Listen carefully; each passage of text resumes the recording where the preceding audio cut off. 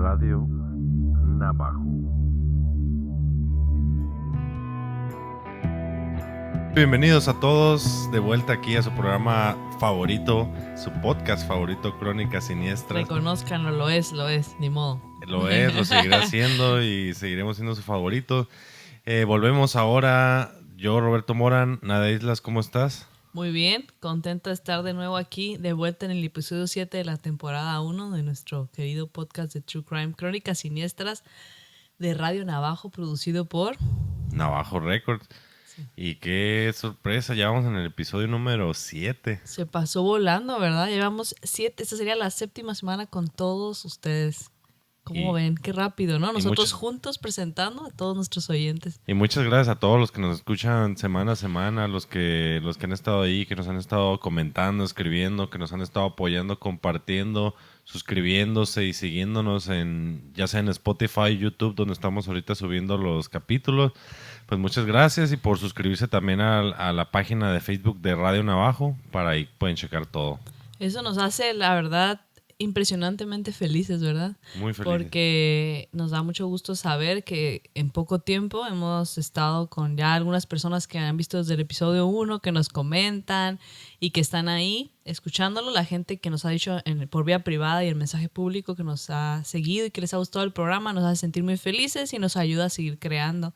Y próximamente vamos a estar en más plataformas, por lo pronto en YouTube y en Spotify cada martes de Crónicas Siniestras. Así es, y como cada semana estamos acompañados de una bebida, esta semana tenemos a cerveza Síncopa, una cerveza de aquí de Ensenada que la verdad es una cerveza pues local muy muy buena. Deliciosa. Ellos son cerveceros independientes que están empezando su marca y que ahorita están abasteciendo, ahorita que la ciudad y la mayoría del país está sin cerveza comercial, pues ellos están tomando las riendas y haciendo muy buena cerveza.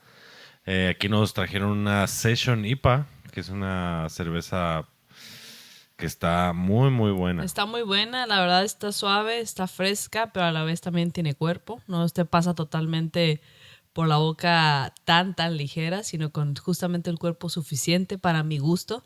Hay cervezas para todos los gustos. Esa es del tipo de cerveza que a mí me gustan, pero ellos producen de varios estilos de cervezas. Así que no duden, ¿no? En ir con ellos. Se les está yendo como pan caliente. Por la falta de cerveza la gente estamos enloqueciendo, ¿o no, oyentes? Sí. Los que les gusta la cerveza. Bueno, y pasamos al caso, Nadia. ¿Qué traemos esta semana aquí en Crónicas Siniestras? ¿Con qué vamos a empezar el episodio número 7? Este episodio número 7, Roberto, es uno titulado El caso de Elizabeth Smart.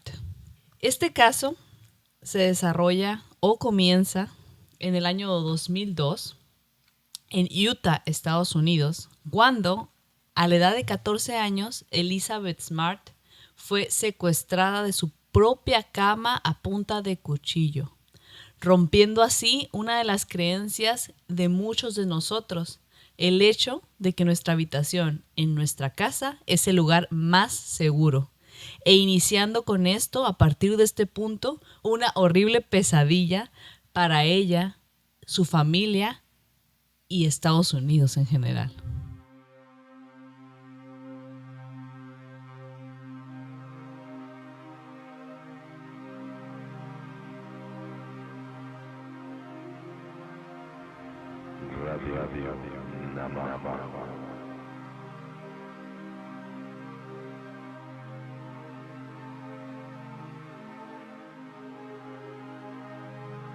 Bueno, pues este caso ampliamente mediático, muy conocido, que no solo impactó a Estados Unidos, sino posteriormente al mundo. Es un caso bastante extraño, bastante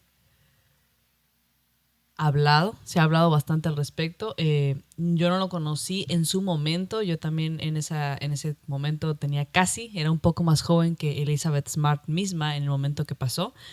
Pero con los años ha sido un caso que representa más de un aspecto dentro del true crime, de la justicia en sí, de la injusticia y de los crímenes cometidos a menores, del papel que juega la policía y las familias en la búsqueda y la huella que dejan ese tipo de crímenes en la sociedad. Pero no nos adelantemos, Roberto. Vamos a comenzar antes de ese fatídico, terrible día del año 2002. Vamos a comenzar un poco de quién es Elizabeth Smart. Elizabeth Smart, hija de Ed Smart y Louise Smart, con 5 hermanos: Mary Catherine Smart, Charles Smart, William Smart, Andrew Smart y Edward Smart. Muchos Smart. Una familia grande llena de smarts. Esta familia es una familia religiosa, acomodada, como les digo, en Utah, en Salt Lake City, Estados Unidos. Ellos residen. Es una familia acomodada, les va muy bien. Es una familia bastante feliz, muy querida por su comunidad. Es una familia también, de nuevo, disculpen si hay ruidos en nuestro exterior que no podamos controlar, pero van a jugar a nuestro favor, esperemos, ¿no? A ambientar. Claro que no, pero continuemos. Es una familia bastante tradicional, se dice bastante conservadores, pero también muy participativos en su comunidad, apoyando constantemente a las personas a su alrededor, incluso contratando en su casa para trabajar con ellos a personas que están en necesidad, que estaban en la calle, dándole oportunidad a la gente. Y la verdad vivían una vida bastante buena, bastante buena. O sea, eran buenas personas, eran altruistas, le daban trabajo a gente que veían en necesidad. Sí, de hecho. Le abrían las puertas de su casa literalmente, ¿no? Literal. Y trataban de hacer con sus hijos buenas personas, de educarlos de la mejor manera. Y de hecho es importante mencionar que vivían en una zona de muy baja criminalidad en Estados Unidos. Y bueno, Elizabeth Smart, desde muy joven, era una niña muy feliz, que seguía bien los ideales de sus padres que les mencionamos, y era un excelente ejemplo para sus hermanos. Tocaba el arpa, le gustaban las actividades recreativas con sus amigos,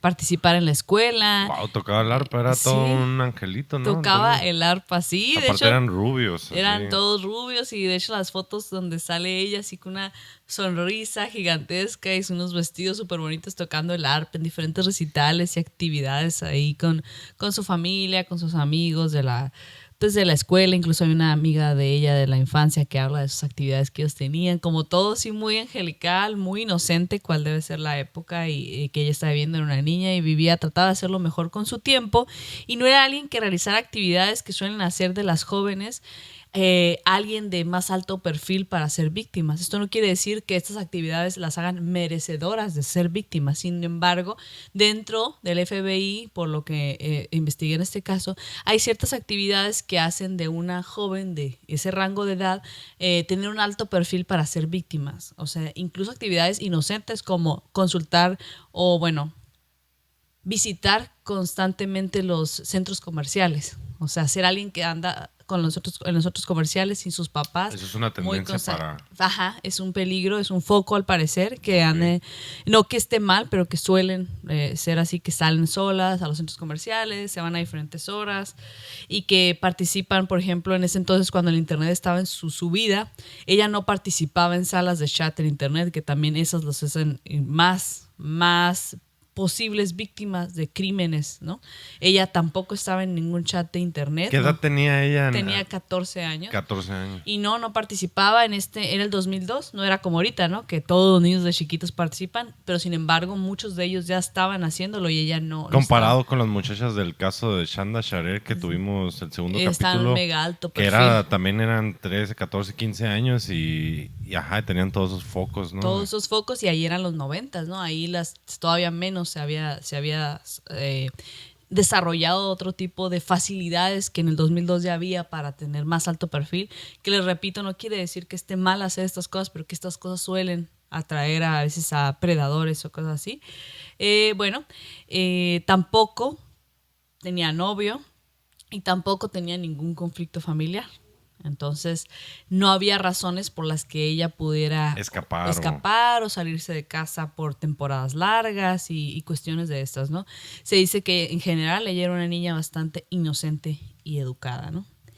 Desgraciadamente, para todos nosotros que queremos pensar pues que algunos estamos más a salvo, que a nosotros no nos va a pasar alguna terrible situación en la peor de las circunstancias, si tenemos ciertas cosas cumplidas y protegidas, que no nos pueden pasar ciertas tragedias, pero estas personas, de la manera más trágica, que a cualquiera nos puede pasar terribles cosas, ¿no? Porque una madrugada del 2002, Mary Catherine despierta a sus papás a las 4 de la mañana, en la mitad de la madrugada, y les dice a sus padres, les susurra que Elizabeth no está, que se la llevaron amenazada y que nunca la van a encontrar. Mary Catherine era hermana menor de Elizabeth, tenía 9 años. Los papás despiertan, asustados, en shock. Mary Catherine traumatizada. Si alguien estaba en shock, la que más estaba en shock en ese momento era ella. Y poco a poco iremos sabiendo por qué o cómo fue exactamente esta situación, pero en ese momento los papás no saben nada. El papá dice, ok, esto es una pesadilla de mi hija, ¿no? Que soñó, esto va, entonces por eso va y busca en cada cuarto. El papá Ed Smart busca por todas las habitaciones a su hija Elizabeth Smart, porque Mary Catherine va y le dice esto de la nada en la madrugada. Entonces, tras buscarla en varias habitaciones, Mary Catherine le repite, se la llevaron, no la vas a encontrar. Y cuando ya de plano, tras buscarla en la casa, no la encuentran, ven el screen de la ventana roto con un cuchillo. Era verano. Entonces, muchas de las ventanas pequeñas que puedes tener en la casa las abres por ventilación. El screen estaba cortado y la alarma no se encendió. Ellos tenían alarma, de hecho lo vi en las fuentes. Entonces inmediatamente llaman al 911, terriblemente asustados. Tú te puedes imaginar, esta situación me parece impensable. Por eso les digo que esto es como que muchas veces cuando estamos viendo estos casos podemos decir, ok, o sea, que estaba en el peor momento, a la peor hora, a la peor circunstancia, tomó una mala decisión, que no quiere decir que por eso la deben matar o sucederle algo a alguien, pero dices, ok, es que eso nos recuerda que no hay que irnos por acá, que no hay que andar en la noche, que esto, pero aquí, en tu casa, en tu cuarto, con tu familia. O sea, que no fue una situación de tú lo que haces, tus acciones, simplemente fue tú estás en tu lugar más seguro, que como dices tú hace rato, estás en tu cuarto, estás en tu casa con tus papás, con tus hermanos, con todos, estás en tu cuarto dormido y alguien llega en la noche, se mete por la ventana y te secuestra. Y te secuestra. Estabas en la cama, de hecho dormí en la misma cama que su hermana Mary Catherine.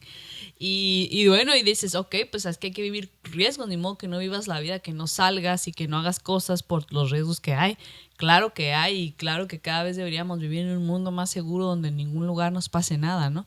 Pero bueno, cuando vas alerta, ¿no? En la calle, a lo mejor en la noche, a lo mejor dices, no, mejor no voy a ir acá, no voy a ir allá, o vas tomando decisiones y dices, esa vez me arriesgué, o así, pero aquí es como, si no estoy seguro en mi habitación, ¿dónde, no?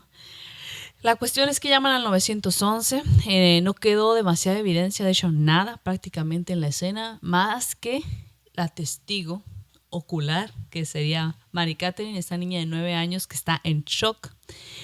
Ella dice que la persona que se la llevó, como le habló a su hermana, ella se quedó pues como sin moverse, pero escuchó cuando esta persona le hablaba a su hermana amenazándola. Ella dice que lo alcanzó a ver, no demasiado bien porque estaba oscuro, pero que la voz sí le pareció familiar, y le preguntan quién es y no me acuerdo. No se acuerda. No se acuerda, pero dice que la voz le parece familiar. Entonces, la familia en general, mientras todo esto estaba ocurriendo, mientras están en shock, mientras estaban investigando que si Mary Catherine a quién vio, no sé qué, la familia más grande, los tíos de Elizabeth, conocidos, amigos, comienzan una búsqueda casi inmediata e intensa por Elizabeth Smart.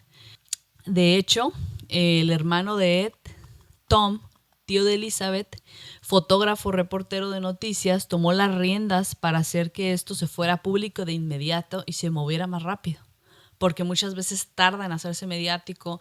Las fotos de la persona, del menor, o sobre todo de los menores, tardan en salir en los medios, entonces tienes menos posibilidades de que haya testigos y que los encuentren pronto. Y aquí el tiempo es vital para salvar la Y situación. comenzaron una búsqueda en la ciudad y ellos vivían como a las orillas del bosque, ¿no? Vivían cerca de los montañas, cerros, montañas. Al parecer, yo nunca he tenido el gusto de ir a Utah, ni Salt Lake City en particular, pero es una zona montañosa con bastantes cerros, bastantes áreas boscosas, y ellos vivían pegados a uno de esos lugares, como bien dices.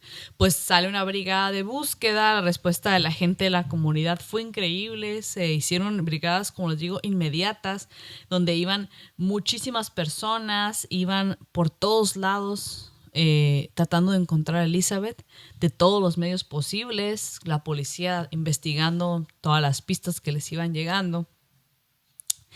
Elizabeth, entonces, la apoyaron tanto también, aparte de porque su familia, que eran respetados y queridos en la comunidad, porque ella se convirtió también en un símbolo de que nos puede pasar a cualquiera, como les digo. Eso es muy importante en este caso, ¿no? O sea, porque a una niña como ella le pasó algo así, y muchas personas se identificaron al sentir que era la peor pesadilla para ellos como padres que también les pasara esto, ¿no? Entonces se convirtió en un símbolo de lucha, más allá de que conocieran o no a la familia de Elizabeth. Entonces se extendió más todavía el apoyo. Pero la policía de todas maneras no tenía ninguna pista real de qué hubiera pasado con ella. O sea, no había nada. Lo único era el testigo de la hermana, testigo. la hermanita, y no se acordaba. Y no se acordaba. No, pues está difícil. Está dificilísimo. Iban siguiendo todas las señales que podían ver.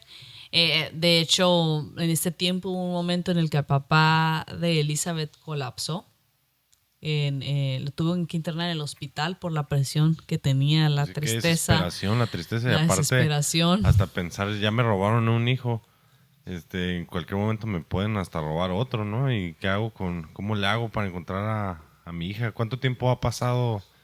En este punto había pasado incluso alrededor, cuando él colapsó, alrededor de 1 mes o 2 meses de búsqueda incansable. Imagínate ese días sin dormir, ¿no? O sea, espantoso, Roberto. Algo que, no sé. Desesperante, desesperante. ¿No? Él era un hombre muy creyente y eso le daba mucha fuerza a él en particular, ¿no? Sus creencias, su fe en Dios. En el caso de él, que era de verdad creyente de buena fe en esto, con todo su corazón. Pero además el hecho de estar ahí para su esposa, que también estaba destrozada, y sus otros hijos que también tenían, ¿no? Otros 5 hijos, ¿no? Pero bueno, los investigadores del FBI pues estaban perdidos, pero se tiene que pasar por investigar a la familia.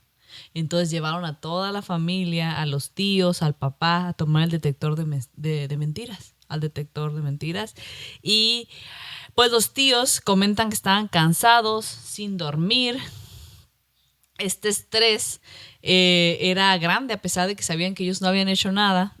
Es como que me van a hacer el detector de mentiras, lo voy a hacer con gusto, pero estoy bien cansado, estresado, me están atacando en una situación así en un lugar, porque los policías tienen que irse con todo, pues para que de verdad sea algo como que pueda sacar la verdad si es que hay algo oculto, o mejor no lo hacen, dicen, ¿no? Entonces pues es una presión, te preguntan cosas como que alguna vez le has hecho daño a alguien, pues define daño, una vez mentí, lloró, no sé, mi novia o algo así, pues, sí, ¿no? Le pegué a alguien porque me hizo enojar, sí. Lo lastimé. Y todo eso va saliendo a veces ahí, ellos cansados, sin dormir, pues estaban nerviosos, pero al mismo tiempo la policía como que sabía que por ahí no era, o sea, su instinto les decía que por ahí no era.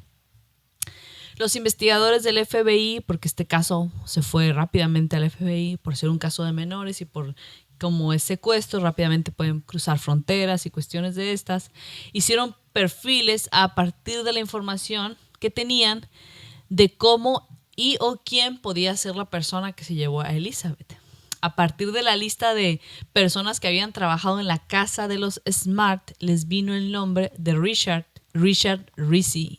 Y Richard Ricci se convirtió inmediatamente en una persona de interés. Y altamente creyeron la policía, las autoridades, que él podía ser el indicado. Yo hubiera pensado también que alguien si alguien entró a la casa y se robó específicamente a ella, yo también iría, mi mente de investigación hubiera ido directamente a pensar, alguien que ha trabajado, alguien que sabe qué onda con la casa, Alguien los cuartos. que conoce quién está ahí, quiénes son las hijas o hijos que hay ahí, qué edades, porque fue específico, no se llevaron a Mary Catherine, se llevaron a Elizabeth nada más. Y bueno, entonces al ver la lista de las personas que habían trabajado ahí, vieron que Richard Rissi tenía antecedentes penales.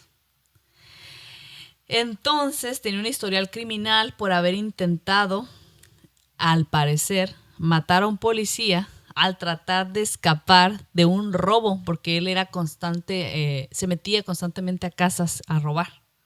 Entonces dijeron, pues a lo mejor él entró a robarles y Elizabeth lo descubrió y tuvo que llevársela, matarla o lo que sea, ¿no? El papá reporta que Richard Rissi era una persona sumamente amigable y agradable, que ellos, la verdad, jamás pensarían que hiciera algo así, pero pues que... Pues, probablemente sabían que tenía hasta algún pasado así, porque ellos le daban trabajo a gente que muchos no les dan. Se abrían y no hacían muchas preguntas, porque en este caso él decía que no sabía que él en particular tenía un antecedente penal. Pero que no daba el perfil como para que él hiciera eso, ¿no? No, que no pareciera ser, pero la policía está muy, muy atada con esa teoría porque como esta persona está en libertad condicional, es más grave de lo que es un robo normalmente si es la primera vez, porque puedes regresar a la cárcel ahora por mucho más tiempo, porque no nada más es intento de robo, sino intento más bien romper los parámetros de tu libertad condicional, pues romper las reglas que te mantienen en libertad condicional, pues, ¿no? Entonces, se amarraron mucho a esta idea. Y pues con esto pudieron hacer una orden de registro de la casa de Richard Rissi y encontraron algunos objetos no demasiado caros o demasiado llamativos, pero sí algunos objetos de la casa de los Smart robados en la casa de Richard Rissi. Entonces, con esta teoría en la mano, que es el móvil, que es un móvil muy posible para homicidio o secuestro, para quitar a un testigo que lo podía regresar a la cárcel, a Richard Rissi, la policía comenzó a investigarlo duramente, a Richard. La foto de Richard estaba en todos lados, la policía lo estaba investigando con todo. Yo vi una de esas entrevistas que le hacen a Richard Rissi. La policía se le va con todo, lo atacan, pues ya ves, tiene que ser policía bueno, policía malo, tal cual, como en las películas, pero la verdadera así entrevista la vi y Richard Rissi se enoja muchísimo. Yo no robé, ¿por qué crees que tenemos aquí? Pues por el secuestro de la Elizabeth Smart, de la niña Smart, yo no me la llevé, yo no hice nada, se enoja, dice, ¿por qué me tienen aquí? Llora, yo no hice nada. El chiste es que mantiene todo el tiempo que él no hizo nada. No se quiebra nunca. No, se quiebra de que llora, se enoja y todo, pero nunca dice que él hizo eso. O sea, de todas maneras la policía está cerrada en que Richard Rissi fue. Entonces, como la foto de Richard estaba en todos lados como principal sospechoso y Richard había trabajado por bastante tiempo o por varios meses en la casa de los Smart, Mary Catherine, la hermana de Elizabeth, que la única testigo, dijo a su papá, le dijo, ¿qué hace Richard ahí? En las fotos, en todas partes. Richard no fue el que se llevó a Elizabeth. Ah, cabrón. Dice eso. Entonces, la policía pues no sabía qué pensar porque no estaban seguros que en la oscuridad del cuarto y todo esto podía ella saber o estar segura de que a quién vio, y aparte, ¿no? nadie le tiene confianza a una niña de 9 años, ¿no? Estaba difícil. Exactamente. Entonces, ¿por qué? Pues porque está en shock, porque por muchas cuestiones, ¿no? Sí, pero no veía claro, estaba en shock, está alguien en su casa. Ella misma dice que no se acuerda, que se le sonó familiar, pero no se acuerda quién es. Aunque bueno, eso ya te dice algo. Dijo que se le hacía familiar y Richard no se le hizo familiar y hasta ya lo conocía porque trabajaba en su casa. En su casa, pero me sorprende como que sí trabajó bastante porque ella dice así, ¿por qué hace Richard en las fotos? Él no fue. Sí, aparte, así, ¿no? Y dicen que era buena gente. Que se llevaba muy bien. Tal vez se llevó por ahí, que se robó unos cacahuates de la casa, una alcancía con unos cuantos dólares, pero pues al parecer se llevaba bien con la familia. Sí, dice el Ed Smart que hasta jugaba con sus hijos y todo, que a diferentes actividades les enseñaba a hacer reparaciones y todo esto. Pero a la vez todo eso que dices, hasta que jugaba con los niños, hasta te puede dar el indicio de que, bueno, este tiene antecedentes, se robó algunas cosas de la casa y era muy amigable con los niños, pues este también puede ser. Claro que sí, o sea, no lo podemos descartar, ¿no? Y claramente a Ed Smart le da el mega indicio de que tal vez, y desgraciadamente, como vamos a repetir en esta sociedad, no debería ser así, pero que tal vez ellos como familia, como papás, cometieron el error de ser demasiado tal vez confiados con la gente, tal vez por el buen corazón que tenían, pero era demasiado abrir las puertas a gente que realmente no conocían, ¿no? Entonces, pero Elizabeth fuertemente, disculpen, Mary Catherine fuertemente dice que Richard no sabía qué pensar la policía, toda la familia está en paranoia, todos los Smart, la familia extendida, son muy unidos, al parecer todo el mundo está en paranoia. Cuando de pronto, lo más extraño sucede. Richard Rizzi tuvo un colapso de salud impresionante y terminó hospitalizado en este proceso que lo sigue interrogando, pero que no ha confesado nada. Él termina hospitalizado, tan grave de salud, que termina conectado a un respirador en el hospital. Ya se reporta que tiene muerte cerebral. Richard Rizzi había salido de la cárcel y estaba felizmente casado, estaba iniciando una nueva vida y termina en el hospital, súper enfermo, conectado a esta vida artificial, y la policía pues no sabe si va a poder sacar la verdad de Esto Richard pudo Rizzi. haberse acabado ahí, ¿no? Porque Ahí. si él era el principal sospechoso y ya está así, pueden descartar el caso Y ya, ¿no? O sea, como pues. que él fue, ellos están atadísimos con que el hecho de que él fue. En este punto yo pienso que no hay por qué descartarlo. Pero al poco tiempo de estar hospitalizado, Richard Rizzi muere en el hospital. Y aquí la parte también trágica, conforme vamos a ir avanzando, la tragedia tiene muchas ramas, es que se dice, y no se puede asegurar, porque también en sí misma es algo, una teoría dentro de la salud, no es seguro que algo así podría afectar, pero dicen que catalizó su problema de salud el estrés al que fue sometido en estos tiempos por ser No tuvo acusado. un final muy tranquilo, acusado, llevado después de que ya estuvo en la cárcel, fue acusado, fue revisado, fue cuestionado, fue llevado al límite, yo creo, de su persona, de su carácter. Sí, así es. Y entonces, por lo mismo de ser una persona de interés, pues la policía estaba rodeando todo el área donde él estaba en el hospital, o sea, estaban constantemente con él, sobre de él. Cuando él muere, inmediatamente después, ni siquiera su esposa, dolidísima, no puede ir a abrazarlo. No puede pasar los primeros momentos de su esposo muerto junto con él. Y dicen que de ahí ella tuvo una depresión y una caída tan terrible que no mucho tiempo después, como unos años después, también ella muere en terribles y trágicas condiciones.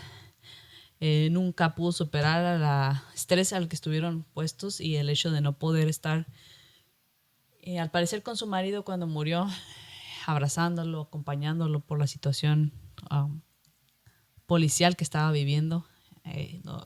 No exactamente cómo funcione, pero esto queda muy claro, pues, que ella no pudo pasar esos momentos con él y que poco tiempo después, y trágicamente y en una caída estrepitosa cada vez más en la depresión, ella murió. Entonces, Es un final muy trágico para Richard. un final trágico para Richard, principal sospechoso en secuestro. Sospechoso y todavía sin resolver nada de Elizabeth Smart. Nada está resuelto y Richard muere. El único sospechoso, que si sabía algo, no nos puede decir nada ya. Con esto, vámonos a una pausa y volvemos en un momento.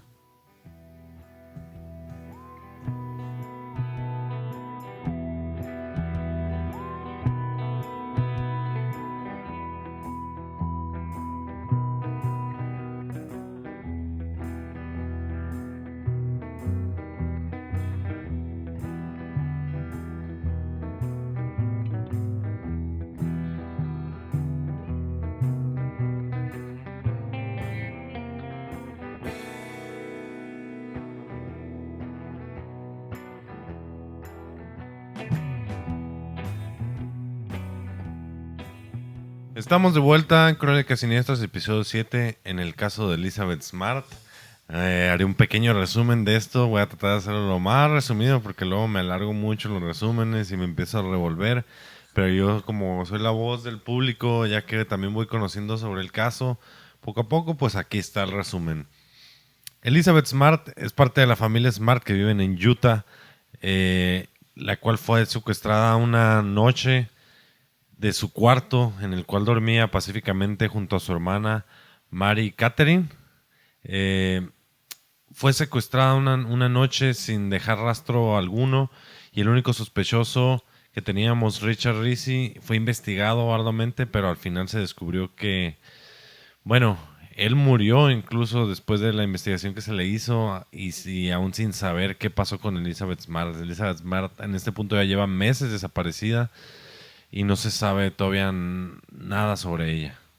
¿Estoy bien? Está ¿Estoy bien? muy bien, nos ayudaste mucho con tu resumen, pero vamos a retomar la historia justamente al punto en el que lleva un mes secuestrada Elizabeth Smart. Un mes. Un mes. ¿Por qué? Desaparecida. Desaparecida. Estás muy bien, pero vamos a tomar la historia justamente en el punto en el que Elizabeth Smart lleva un mes desaparecida. ¿Por qué la vamos a tomar justo un mes después? Porque un mes después, mientras la policía está totalmente perdida en saber por dónde seguir, su principal sospechoso sigue siendo, independientemente de que las líneas se crucen en el punto que murió Richard Rizzi, aunque él haya muerto, ellos pensaban que él tenía las respuestas, ¿no? Pero un mes después, y esto que en un principio no generó demasiada alerta ni nada, pero es digno de mencionar y es muy importante para la historia, que un vecino de la familia llamado Mike, mientras andaba en su bici por las montañas, vio a un hombre seguido por dos mujeres, todos vestidos con batas, tapados completamente, y las mujeres con la cara tapada, solo se les veían los ojos. Lo seguían dos mujeres, el hombre de barba grande y con estas extrañas ropas. Empieza a sonar sospechoso. Comienza a sonar muy sospechoso porque lo vio justamente merodeando por las montañas con estas dos mujeres. Y aquí lo curioso es que otro testigo vio lo mismo en otro punto de la ciudad. Y comienzan a tener avistamientos de estas personas tan particulares. Incluso algunas personas que los vieron les tomaron fotos porque se les hacía muy particular verlos merodeando por ahí con estas batas, seguidos este hombre por estas dos mujeres. Pero pues aparentemente pues no podía ser nada más que un grupo de personas con ciertas creencias religiosas que debían y tienen que ser respetadas, pero que en estas localidades no se solían ver tan a menudo.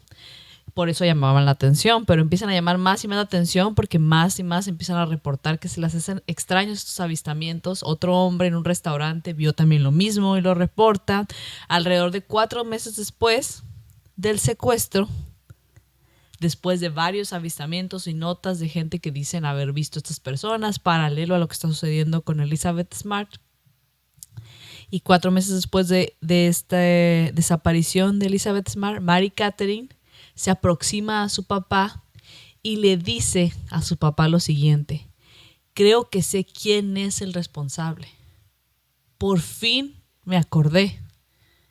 Dice, estoy casi segura de que es Emmanuel el que se llevó a mi hermana.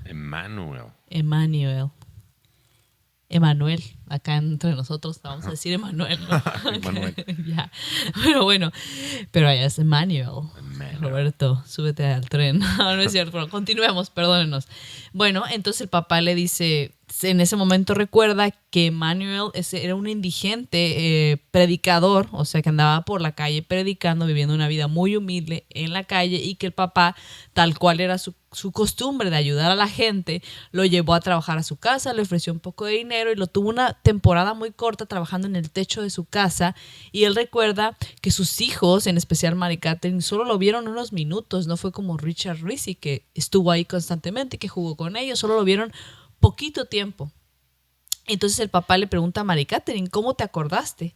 Y ella dijo que estaba viendo ahí sus cosas, su diario, y al parecer es como cuando está una memoria de algún día, de algo que traes ya ya ves cómo dicen que funciona la creatividad y el cerebro para buscar respuestas, los momentos eureka, cuando ya parece que no estás pensando en la situación, dejas tu cerebro descansar, pero traes esa situación detrás en la mente. Entonces el cerebro la procesa mientras tú estás relajado en otra cosa y hace asociaciones que le ayudan a resolver a tu cerebro esa situación que traes constantemente detrás de la cabeza que te importa mucho. Entonces ella viendo su diario, sus cosas, alguna asociación de esos días la hizo, ¡pum!, era Emmanuel, ¿no? Ella dice, ella no dijo todo eso, pero ella dijo, viendo mi diario, de pronto me acordé, para lo cual yo pienso que fue algo así, pero el papá le da una explicación un poco diferente. Él está seguro y él con su gran fe de que fue Dios, ¿no?, el que le dio esta revelación a su hija para decir quién era al fin esta persona, porque si bien tiene razón en algo, independientemente de cómo es que haya sido que ella se haya acordado, como yo les digo, como él dice, como podemos pensar que como sea que se haya acordado, el chiste es que lo vio muy poco y también no lo vio cuando la persona que se llevó a su hermana no la pudo ver, lo escuchó y dice, yo sé quién es esta persona que vio unos minutos hace muchos meses. Pues sí está bastante curioso que se haya acordado de esa manera, ¿no crees? Está muy curioso y aparte, pues también suena lógico, pues alguien que trabajó en la casa, alguien que también viene de un perfil pues un perfil de la calle y predicador, como que tenía asuntos ahí también medio religiosos, medio extraño, y que le dé cabida en su casa para arreglarla, pues sí, como que, o sea, cae en eso de que, ok, es alguien que trabajó en la casa, tiene sentido completamente para mí, pues. Sí, el papá puede hacer gran sentido de esto y aparte también te deja creer, o sea, como con la sorpresa, o no la sorpresa, pero con la, no sé, admiración de que esta niña era muy inteligente, ¿no? Muy acá perspicaz, a lo mejor dijo, están acusando a Richard Rizzi y yo estoy tratando de saber si yo soy la única testigo, qué recuerdo, quién más, o sea, hizo asociaciones acá. Yo no sabía que era tan importante esa niña. Súper importante, ¿no? Entonces, a raíz de esto, la policía dijo, no comenten nada de esto, porque al papá le hizo mucha lógica, es Emmanuel, ¿no? Él es. Entonces, pero la policía dijo, como ya vieron que anteriormente con el contacto que tienen de Tom, el hermano de Ed, que se fueron a los medios y que esto ayudó mucho, pero dicen que no comenten esto, que no pongan imágenes, fotos, retratos, dibujos, porque pueden espantar a la persona. Ajá, espantar a la persona. Se pueden ir de la ciudad si están ahí. Pero esto, la policía les dijo que no comentaran para no alertar al posible secuestrador, asesino, al perpetrador. Pero la policía, de todas maneras, no estaba muy segura de qué tan fuerte fuera esta pista. De hecho, porque de nuevo viene de una niña. De nuevo. No estaban seguros y ellos estaban, la verdad, bastante confiados en que había sido, que el secreto, que la situación o la información la tenía Richard y la tenía en su tumba ya había muerto y ya estaban muy desalentados de que esto pudiera tener respuesta, ¿no?, por la muerte de Richard. Entonces, la familia pasaba el tiempo, pasaban semanas que no pusieran públicamente esto, pero no podían encontrar a Emmanuel. Entonces se empezaba a desesperar porque comenzaban a sentir que la policía no hacía nada. La policía nunca hacía nada. No hacía nada, sentían. Entonces decían, querían ir público. Y el papá decía, es que se me está olvidando la cara de Emmanuel, yo tampoco lo vi tanto. Y quiero hacer un retrato hablado ahorita y ponerlo ahorita cuando la gente lo puede tener fresco, si es que estuvo aquí un momento antes de que se vaya a la ciudad, para que frescamente puedan decir quién es. Y mientras esto sucedía, algunos otros testigos en otra parte, en Lake City, en San Diego, vieron a estas personas nuevamente que les mencionaba. Sí. A este hombre. San Diego, California. Sí, en Lake City. Vieron a Lakeside en San Diego.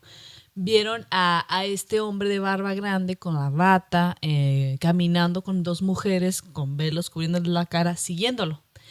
Y en San Diego, pues es un lugar donde es más común ver diferentes, más diversidad pues étnica, o sea, diferentes estilos. En Al California parecer, es más extravagante. hay digamos. hay más afluencia de más tipos de personas de diferentes indumentarios, de todo tipo de cosas. Y aún así, curioso, llamaban la atención este trío.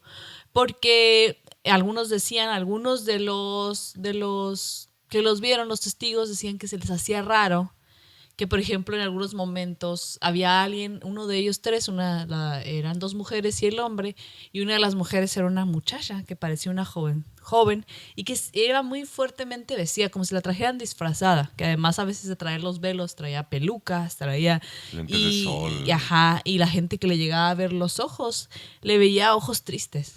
Entonces algunas personas querían ir a preguntarle, pero se les hacía como que podía ser falta de respeto ante estas personas con creencias religiosas diferentes a las de ellos, ¿no?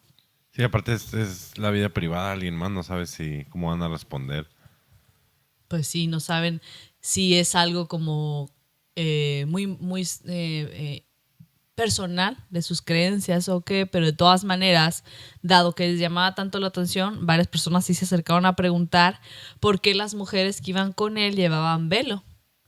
A pesar de estas cuestiones que los limitaban, de las creencias religiosas que creían que podían tener, de faltarles al respeto o no, varias personas se acercaron a preguntarle a esta persona, a este hombre de barba, seguido por dos mujeres, por qué las dos mujeres llevaban velo. Y él siempre era el que hablaba y decía que eran sus creencias religiosas. Entonces, mientras esto sucedía, ya desesperados,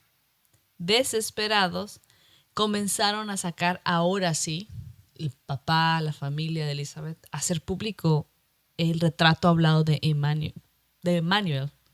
Hacerlo público, el retrato hablado de Emmanuel. Emmanuel, como lo recordaban, porque no tenían fotos, hicieron un dibujo, lo pusieron por ahí. Y comenzaban a tratar de hacer relación con los avistamientos que había habido en la ciudad, no en San Diego, de estas personas rondando extrañas por la ciudad. Pero Emmanuel, cuando ellos lo habían conocido, él era una persona... a pesar de andar en las calles, no tenía barba larga, no tenía ese tipo de características, Sí, pero sin estaba embargo tenía limpio de la cara, en la cuestión, no es que tener barba sea sucio, pero rasurado, pero tenía unas características físicas particulares que sí lograron capturar en el dibujo, al parecer, porque comenzaron a relacionar estos avistamientos de estas personas que andaban por ahí con Emmanuel. Y al ver toda esta información, ver retrato hablado y todo esto, alguien llama y dice ser la hermana de esta persona que anda por ahí con las dos mujeres. Dice que es su hermano y que se llama Brian David Mitchell. Alguien llama y dice que es la hermana de este hombre barba que se está viendo. Sí, que este hombre de barba que se ve con unas mujeres, que se ve con dos mujeres siguiéndolo, este hombre que también habían visto alrededor de la escena del crimen en Utah, y que también el trabajador vio las imágenes, el retrato hablado, y él dijo, pues ella dijo, es mi hermano, aunque acá no trae barba, aunque acá no sé qué, esta persona es Brian David Mitchell, es mi hermano. Brian David Mitchell. Ajá, es Brian David Mitchell. Entonces, cuando le llega esta información a Ed, que está investigando, Ed está investigando junto con Tom, pero está investigando con una locura y con esa habilidad que tiene de reportero, está buscando por todos lados, continúa preguntando por el camino a las personas que llegaron a seguir al vecino Mike, yo vi a estas tres personas, esa es la relación primera, las vi, es importante, ¿por qué? Para el caso, porque fue tan relacionado y lo tienen tan en la mente, porque fue al mes de que Elizabeth desapareció y estaba alrededor y eran personas que no conocían. Entonces, primero, al principio era como paralelo. Emmanuel, el que menciona a Mary Catherine, como este dibujo hablado, y paralelamente estos avistamientos, pero poco a poco esto empezó a cruzar caminos. Aunque eran dos opciones, al principio empezaron a cruzar caminos, y el mayor cruce de caminos fue cuando esta que dice ser la hermana de Brian David Mitchell dice que esa persona es su hermano, que es Brian David Mitchell, y que Emmanuel es en realidad Brian David Mitchell. Ella dice eso. Ella dice eso. Entonces, que su hermano, no era la primera vez que solía hacer llamar con otros nombres, como Emmanuel, era uno de sus nombres favoritos, que solía mencionar, nombres religiosos y cuestiones así.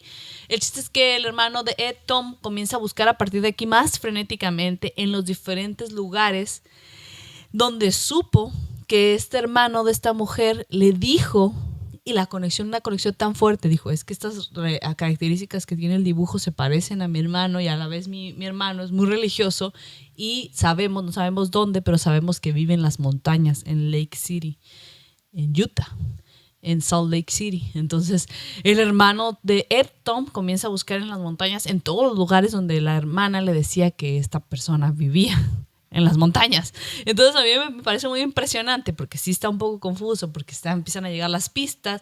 Uno puede decir, pues porque yo les estoy contando de lo que yo vi de la información de este caso, lo que pues fue representativo, pero a la policía le llegaban un montón de pistas. O sea, cultos satánicos, hombres que sospechados pero que ya estaban en la cárcel, posibles, no sé, alguna persona pedófila que vivía en la ciudad pero que ya se movió y que en realidad no sé qué, muchas pistas y no sabes cuál sí, cuál no sabes cómo relacionar una con la otra. Tiene que haber algo que te haga que busques por una parte donde tal vez sí sea, pues no es así como que aquí puede parecer obvio que hay que relacionar a Emmanuel con esta persona que está... Esto la hermana ya, yo creo que ya los lleva... Los va llevando, si ven, vamos llegando, pero si para nosotros o para mí al ver el caso y decir, ok, pues tiene el retrato hablado, tienen estos avistamientos, se me hace un poco difícil decir, ok, vamos a llegar a este punto mientras iba conociendo lo que iba pasando. Imagínate si tienes el mundo abierto de posibilidades cuando no es un caso... que estás solamente sabiendo qué es parte del caso y qué no, sino que es el mundo de posibilidades, que puede ser lo que sea, que no sabes qué es, pues lo que está pasando. Entonces, el hermano de Tom creo que juega un papel muy importante, el hermano de Ed, Tom, juega un papel muy importante aquí porque se fue filosamente investigando estas pistas y que le daba la hermana de Brian David Mitchell con las pistas que tenía su sobrina de Emmanuel y buscando en las montañas donde solía vivir este hombre, Brian David Mitchell. Donde entonces, fue visto por vecinos y por vecinos gente. Alrededor, unas personas en las fue montañas, cerrando... seguidos por dos mujeres, y fue cerrando como su visión hacia un punto que le parecía que por ahí era el camino. Hay que encontrar a esta persona. Ellos y su familia, para hablar con él, al menos saber qué está pasando, ¿no? Decir, descartarlo, saber qué, ¿no? En este momento, y muy importante, American Most Wanted toma la historia. Entonces esto se vuelve... eso sube el nivel de poder ver todas estas pistas a nivel nacional. Ahora los medios están involucrados. Y eso es importante, ¿por qué? Porque en San Diego, a pesar de que casi paralelamente estaban tomando el caso en American Most Wanted, ellos ignoraban la situación que estaba sucediendo a nivel mundial, porque toman el caso y otra cosa que empieza a llegar y que toma un tiempo. Imagínate si no lo hubieran tomado, si no se hubieran movido tan rápido, cuando a pesar de haberse movido tan rápido y tan bien, en San Diego tomaron en custodia a esta persona que ahora su hermana identifica como Brian David Mitchell, esta persona con la bata, con la barba, con las dos mujeres, lo toman en custodia por entrar ilegalmente a una iglesia y lo tuvieron en la cárcel unos días. Pero aquí todavía no se ponía al corriente la información y en San Diego eran ignorantes de que estaban buscando tan fuertemente a esta persona, y sobre todo tiene que ver, muy importante, que la policía todavía no iba con la misma fuerza que estaba yendo American Most Wanted o la familia sobre esta persona. Ellos todavía decían, pues es que a nosotros nos llegan un montón de pistas, o sea, ¿cómo puedes decir, me voy tras eso? Tan puede ser real como, o sea, todavía hay como un periodo de confusión. Entonces lo toman en la cárcel unos días y lo dejan ir. Sí, porque no sabían todavía la policía de ahí, pues. No sabían. Entonces ya se contará después como una anécdota. Y aquí lo tuvimos. Sí, lo dejan ir. Y en este momento comienzan, por American Most Wanted, por todo lo que está haciendo la familia, comienzan a llegar más pistas. Y llega la pista de alguien muy particular. Un muchacho que dice ser el hijo de la mujer que va con este señor.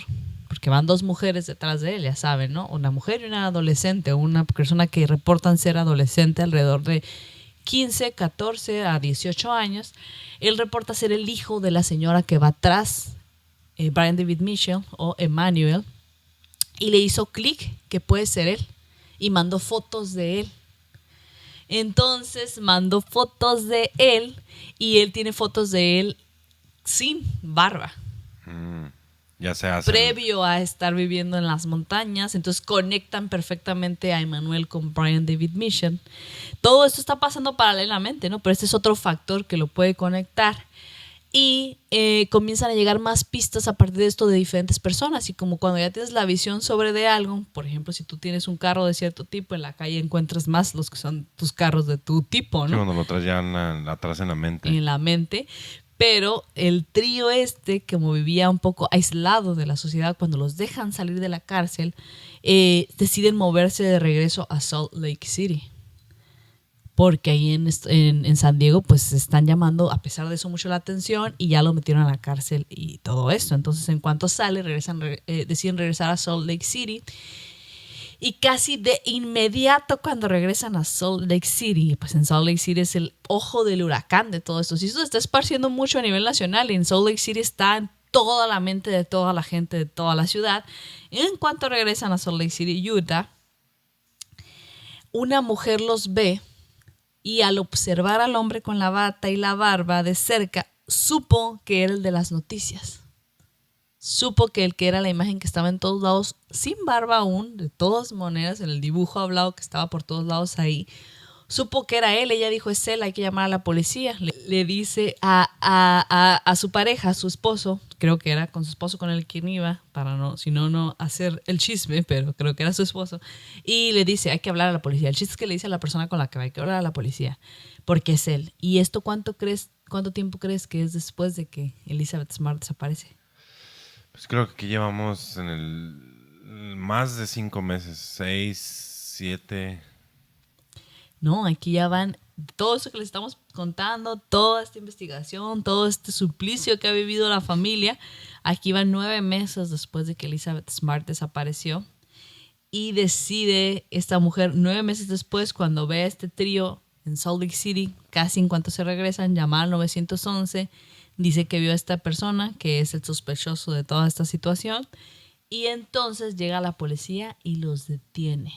Entonces, para esto ya llevamos 9 meses desde la desaparición, desde el secuestro de Elizabeth Smart de la habitación de su casa, de su cama, en medio de la noche. Llevamos 9 meses y de esta investigación que no ha parado por parte de Ed, su padre, y Tom, el tío de Elizabeth Smart. Se han conectado muchas pistas y se ha concentrado el foco en este sujeto llamado Emmanuel, que reconoció la misma Mary Catherine como que él fue el que entró en la noche.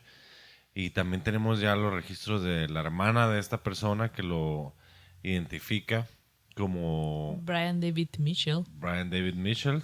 Y al hijo de una de las 2 mujeres que acompaña a este sujeto que se les ha visto en Salt Lake City, en Utah, y se les ha visto también en California, en San Diego, y que de regreso en Salt Lake City, por haber levantado sospechas allá en California, regresan y casi inmediatamente una mujer los identifica de todo este desborde de medios que se ha hecho.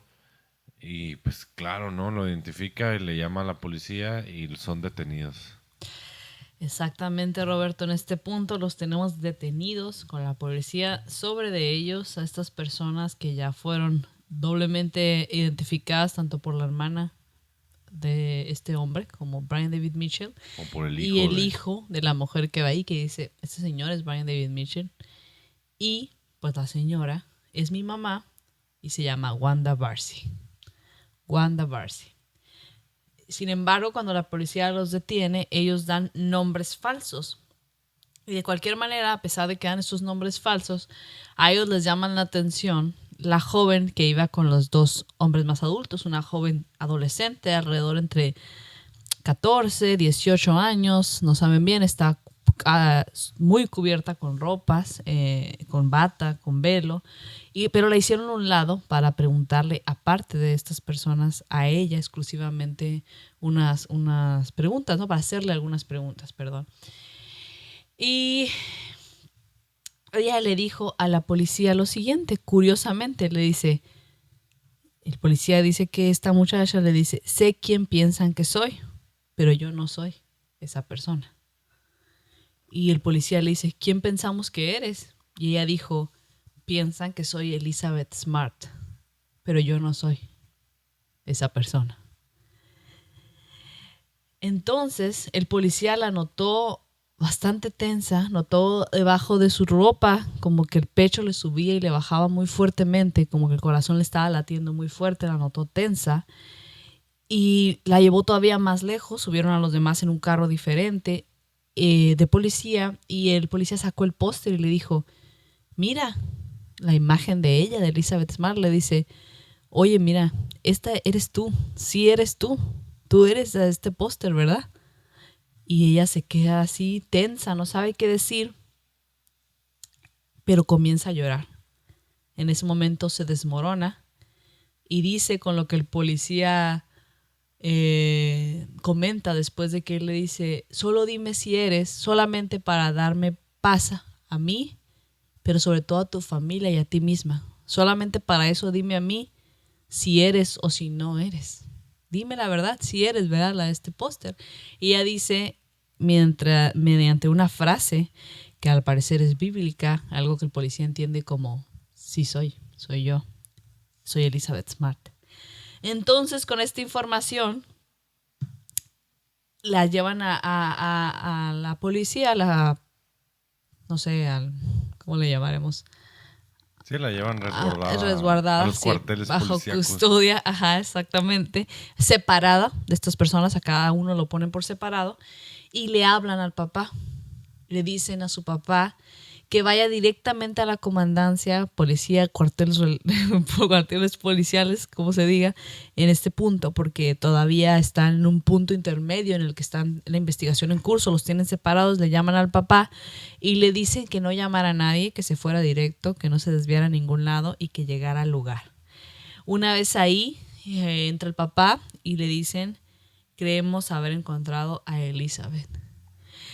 Imagínate, el papá después de 9 meses la vio directamente. Dice que en un principio Elizabeth no mostró mucha emoción, estaba en shock, sentada nada más. Y inmediatamente cuando ya pudo verla bien, vio que era ella y la abrazó y se soltó a llorar incontrolablemente por horas. Le dice, sí soy yo papá. Todo mundo está... Imagínate, no se la creen.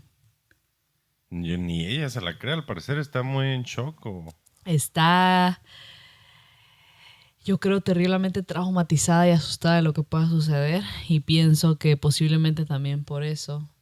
Creo que después dará su explicación de Es por que qué. ella no decía que era Elizabeth Smart, pero en ese momento la encuentra, su papá suelta en llanto, la abraza. Elizabeth Smart está de regreso.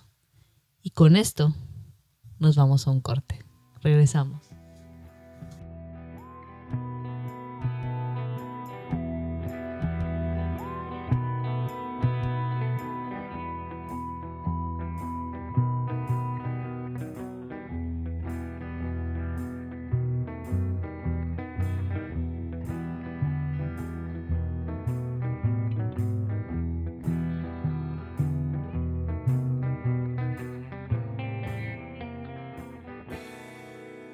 Volvemos a Crónicas Siniestras. Lo dije muy animado. Volvemos a Crónicas Siniestras.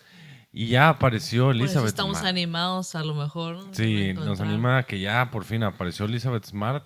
Primera vez en el podcast que tenemos dentro de la tragedia, esta buena noticia. Un caso de, digamos, éxito, pero... Un terrible caso trágico, pero en el que encontraron a esta chica. Está con su familia en este punto de la historia. Y estuvo medio raro cómo ella apareció, su actitud.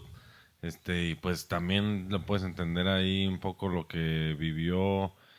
Lo entenderán más a continuación. A ver, cuéntanos, ¿qué pasó? ¿Qué dice Elizabeth Smart? ¿Cómo fue su travesía? Muy bien, pues el siguiente paso, antes de pasar a esta travesía, vamos a hablar un poco de las personas que estaban con Elizabeth Smart, las personas que están detrás de lo que sucedió con Elizabeth Smart.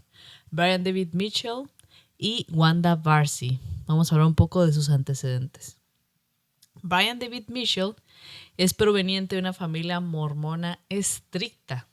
Su padre, con sistemas de educación bastante raros y un poco fuera de lugar, muy estrictos, lo castigaba fuertemente y se dice que su papá también desquitaba con él su furia personal que sentía ante la vida, ¿no? Constantemente. Su papá comenta en entrevista que su hijo, Brian, desde muy pequeño mostraba demasiado interés en los temas sexuales, que no sé cuánto es muy pequeño y cuánto es demasiado interés, porque pues a veces a veces hay demasiados tabús al respecto, pero es algo que él menciona que era demasiado interés. Y algo que sí puede llamarnos demasiado la atención es que desde los 13 años pues ya se volvió la oveja negra de la familia, ¿no? Comenzó lo que se convertiría en una adicción fuerte al alcohol y las drogas, y desde los primeros años en la preparatoria fue descubierto tratando de conquistar o estar o como depredador de chicas mucho más pequeñas que él, de niñas más pequeñas, desde que él iba en la preparatoria. A los 16 es descubierto mostrándose inapropiadamente a una niña de la zona donde vivía su familia. Esto comenzó un historial problemático con las autoridades. Estuvo en detención juvenil y desde ahí todo empeoró. Por su parte, Wanda Varsi nació y se crió también en Salt Lake City, con un papá que permanecía de viaje por negocios, entonces fue criada normalmente y constantemente, principalmente por su madre. Desde muy pequeña, su madre dice que Wanda padeció una gran inseguridad. Su mamá comenta que todo el tiempo quería estar pegada con ella y sobre todo si estaban en público siempre permanecía agarrada a su madre. Era sumamente insegura al parecer Wanda Varsi. Era una mormona dedicada, Wanda también al crecer. Y su primer matrimonio largo no funcionó y fue en consultoría donde conoce a Brian David Mitchell. Ambos mormones, ella en terapia o guía, lo que me parece espiritual dentro de su religión, conoce a Brian David Mitchell y poco tiempo después, Brian David Mitchell y Wanda Varsi se casan. Se conocen ahí, se casan, eran dedicados religiosos ambos con la misma fe. Brian comenzó a adoptar creencias religiosas cada vez más extremas y comenzó a mostrar actitudes sádicas hacia su nueva hijastra, hija de Wanda. Wanda tenía hijos de su matrimonio anterior y le hacían diferentes abusos o diferentes... Brian David Mitchell tenía diferentes actitudes abusivas hacia los hijos de Wanda. Y uno de los hijos de Wanda comenta que en una ocasión su hermana tenía de mascota un conejo y que en una ocasión Brian David Mitchell y Wanda le dan de comer un sándwich. Le dicen que es un sándwich de pollo. Nadie come eso más que ella. Todos comen diferentes cosas. Le dan un sándwich de pollo. Al siguiente día, la muchacha no encuentra a su conejo, lo está buscando por todos lados y ahí Wanda y Brian David Mitchell le dicen que el día de ayer ella se lo comió y que ni supo. Ay. Imagínate, ¿no? Sádicos, un comportamiento bastante extraño, nada que ver con su fe religiosa, es algo de ellos en particular. Sí, sale de cualquier fe religiosa y eso ya son... cosas del cerebro humano que están empezando a...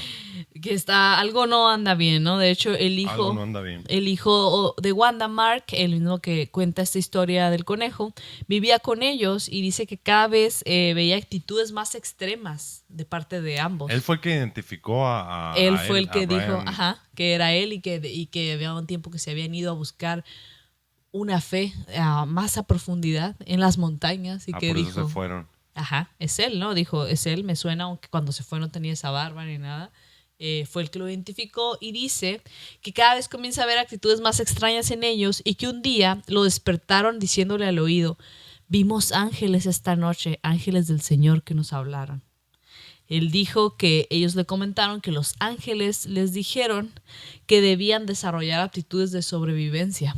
Entonces se fueron un tiempo, no sé, a las montañas, se desaparecieron por un tiempo y cuando volvieron tenían nuevos nombres y un documento, un manifiesto que le llaman, que al parecer era intenso, escrito por el propio Brian David Mitchell, al parecer, que él se llamaba a sí mismo Emmanuel, y que ahí venían las bases de su vida y todos los detalles sobre lo que ellos predicaban. ¿Cómo ves, Roberto? Como que hicieron un inicio ahora ya con sus creencias. De repente empezaron a hacer un culto entre ellos mismos, entre ellos dos.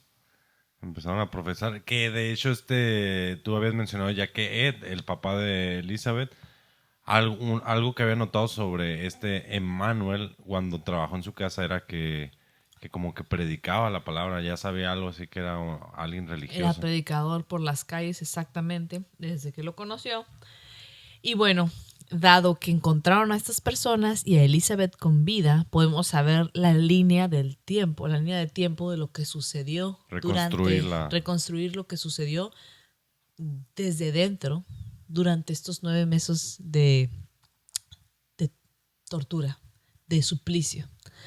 Y se las voy a decir a continuación. Alrededor de las 2 de la mañana, Elizabeth se despierta con un hombre que tiene un cuchillo en su cuello. Con un cuchillo en el cuello, Elizabeth, el hombre la amenaza con este cuchillo y le dice: levántate o te mataré a ti y a tu familia.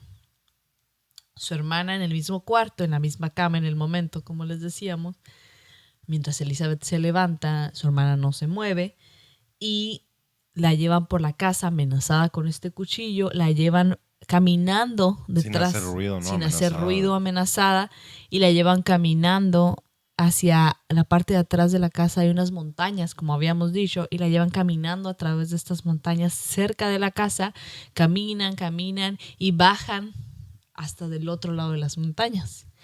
Y ella, Elizabeth, comenta que en este momento dice que su pensamiento era, y le decía a esta persona que la tenía amenazada, que si la iba a violar, que la iba a violar y la iba a matar, como historias que escuchaba o que llegó a escuchar ella, que todos hemos escuchado en todas las edades porque pasan, que la matara ahí, y su pensamiento era para que su familia la encontrara y que no se quedaran con la duda de qué había pasado con ella, que la matara cerca de su casa, ¿no? Que lo que le fuera a hacer se lo hiciera ahí.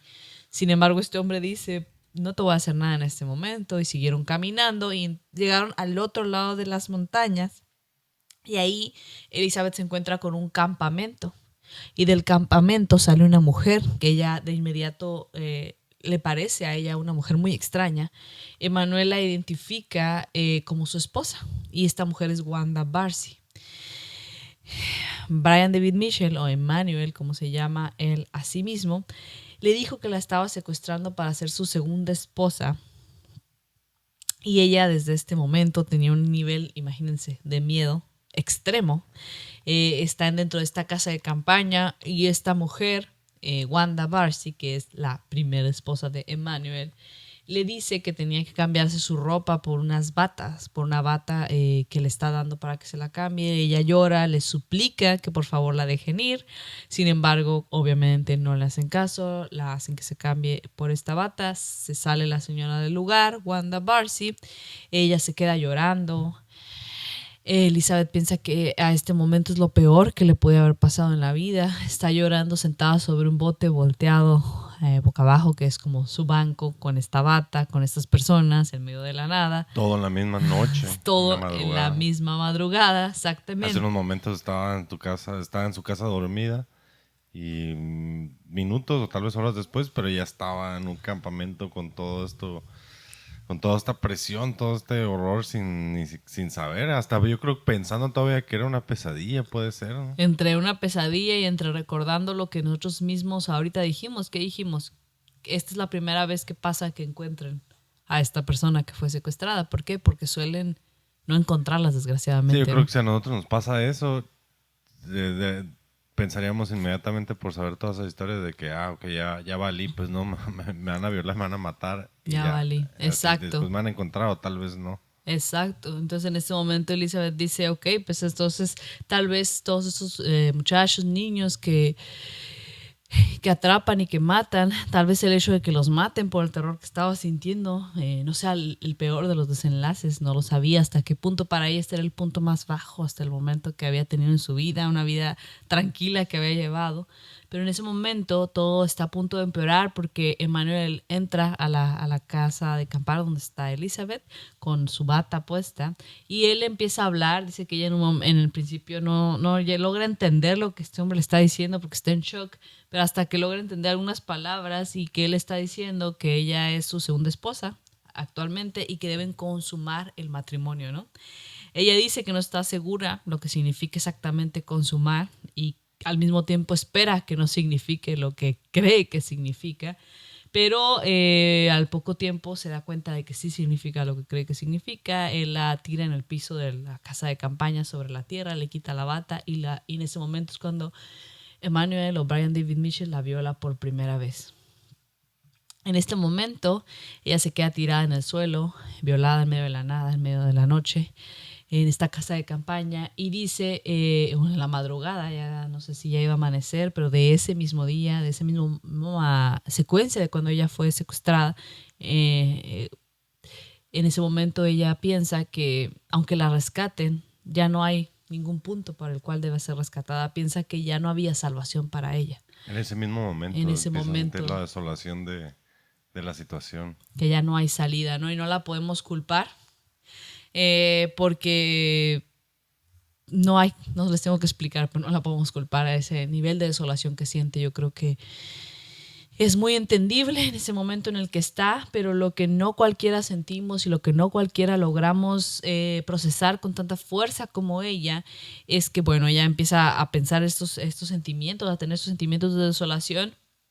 Y al mismo tiempo, mientras repasa estas historias donde los niños y los jóvenes secuestrados siempre terminan muertos, comienza a pensar por un momento que ellos son los que tienen suerte, los que ya están muertos, porque ya nadie les puede hacer nada. Ya nadie los puede dañar y ella está en medio de un daño terrible, en el punto más bajo de su vida y todavía con vida para recibir más daño, ¿no? Pero dice que pronto después, que no tanto tiempo después de eso, a pesar de esta desolación, logra renacer en ella una fuerza y ella misma se dice que a sí misma, y ella comenta que decidió que haría todo lo necesario para sobrevivir a sus secuestradores, incluso si eso significaba vivir más que ellos, ¿no? Dice que ella hizo cuentas.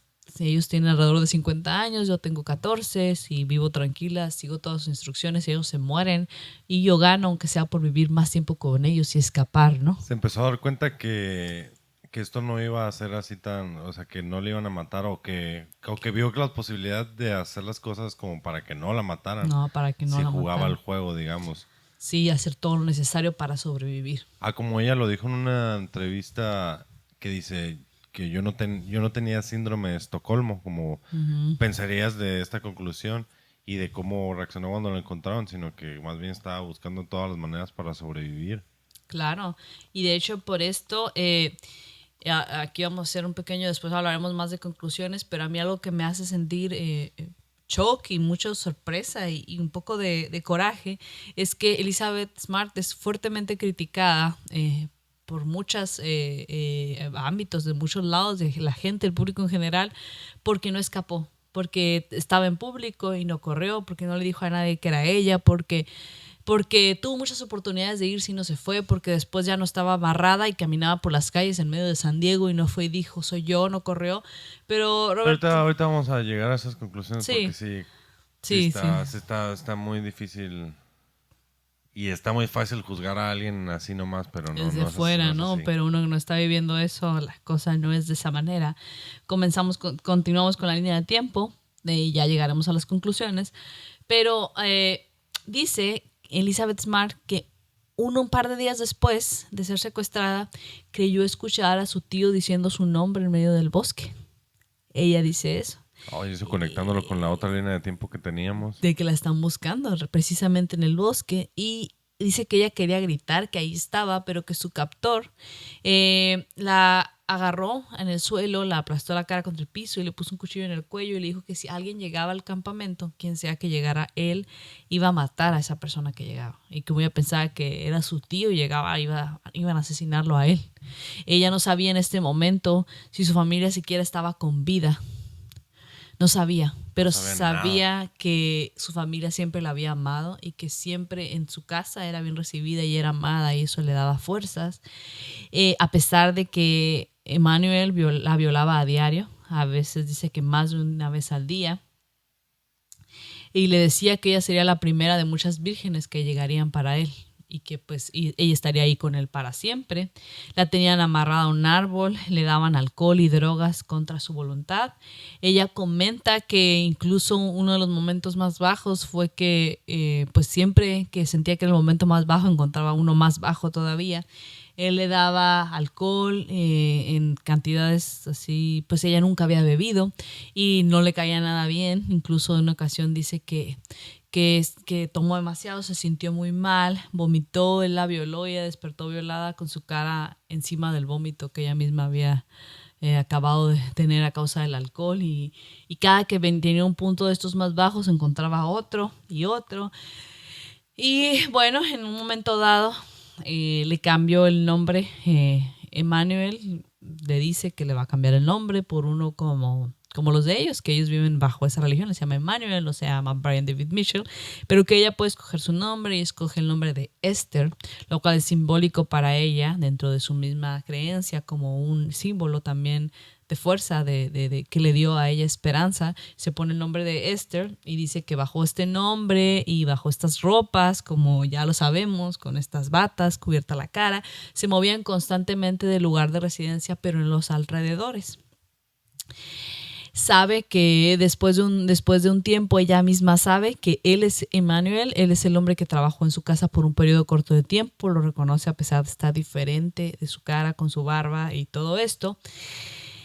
Y pues bueno, sus días durante 9 meses consistían en tener hambre, constantemente tener hambre, y que llegaran ellos con comida y no sentir más que quería hacer lo que sea para que le dieran esa comida.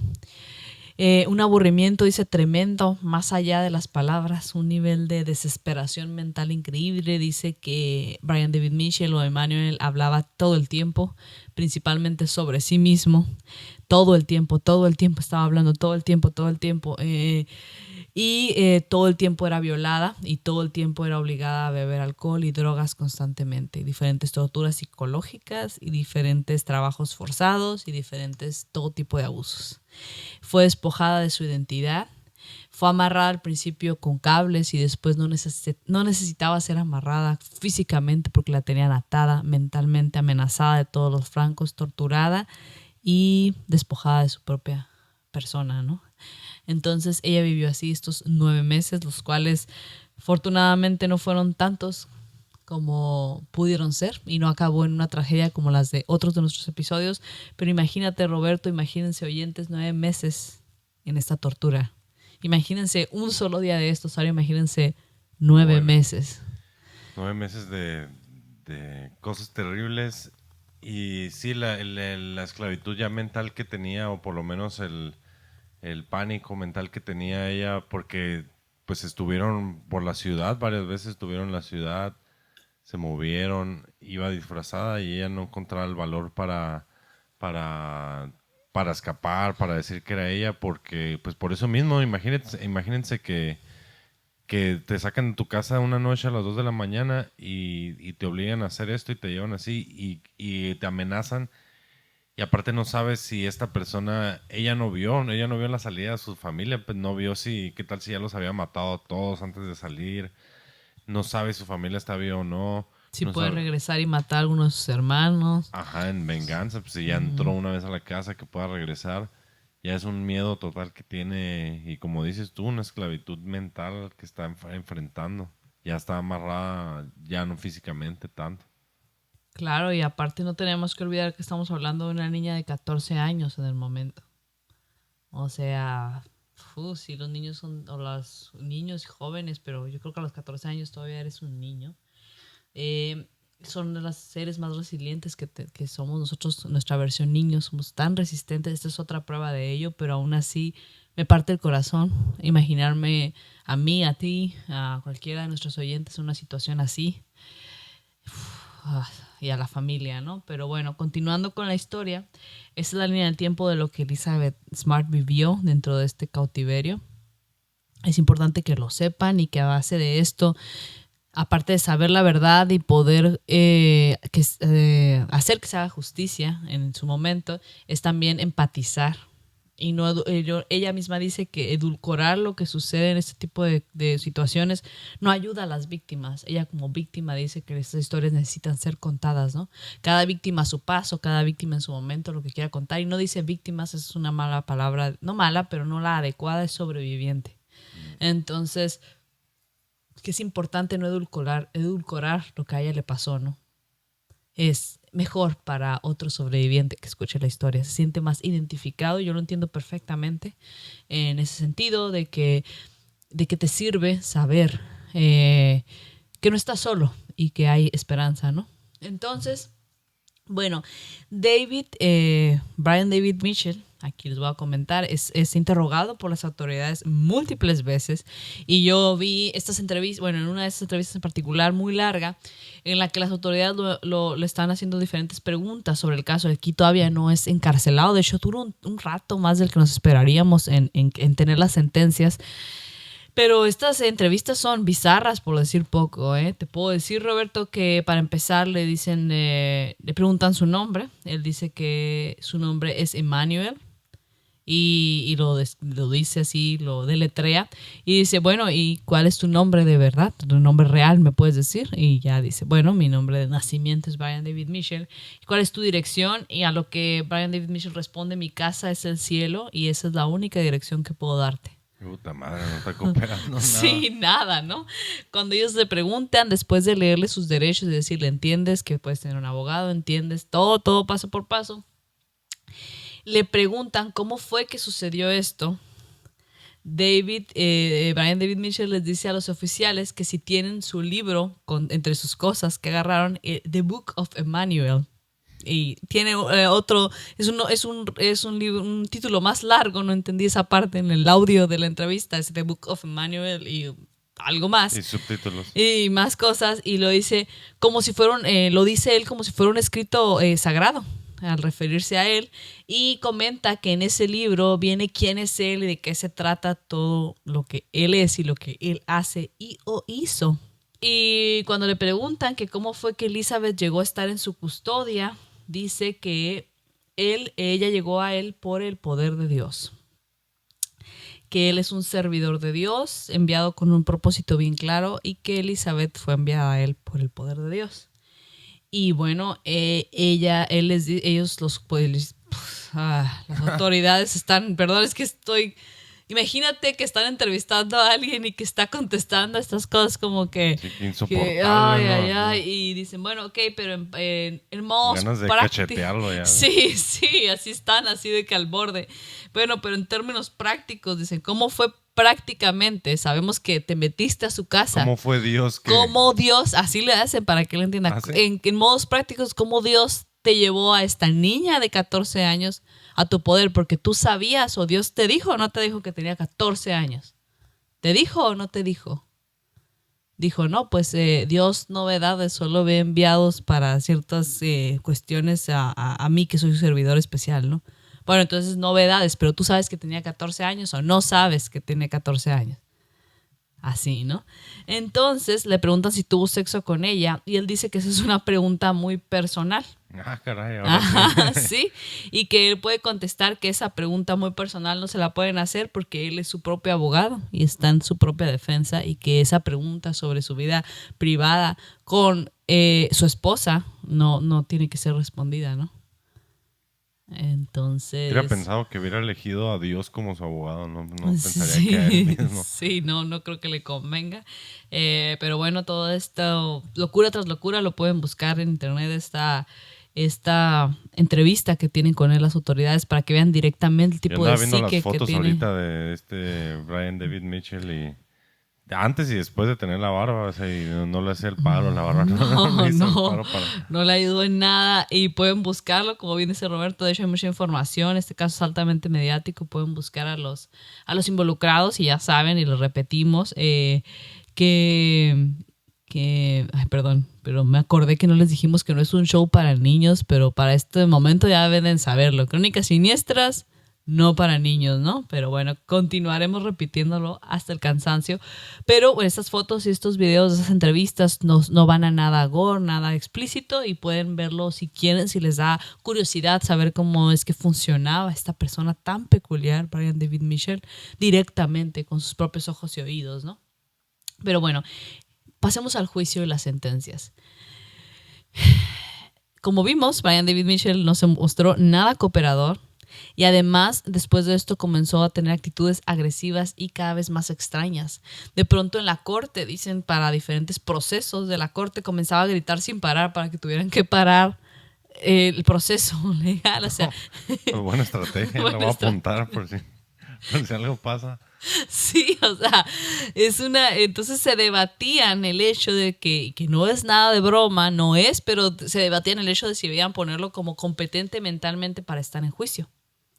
Entonces le hicieron diferentes estudios y le dieron, de hecho sabían que él era competente, que él debía tener un juicio y en psiquiatría lo atendieron y le dieron la suficiente estabilidad mental como que para que él pudiera enfrentar su juicio y que no tuviera estos entorpecimientos, ¿no? O sea, a ver, analizar cómo está, ver si ocupaba algún medicamento y todo esto, pero al final concluyendo que debía estar en juicio, que era alguien que tenía que enfrentar su juicio. Aparte me imagino que después de o sea, que ya vivió una vida de drogas y alcohol, porque según muy espiritual, pero se apoyaba mucho también en el espíritu ahí de las drogas, la bebida, y que también a veces ya cuando les quitan todo eso y llevan mucho tiempo, pues también les agarra, aparte de la locura normal, les agarró el locurón ahí de la resaca, ¿no? Aparte que también puede ser como... como se dice en varios lados, que él era bastante inteligente. De hecho, esa parte no les mencioné, pero vi en varias fuentes que decían de él esto, y muy manipulador. Esto nos puede quedar claro por todo este proceso.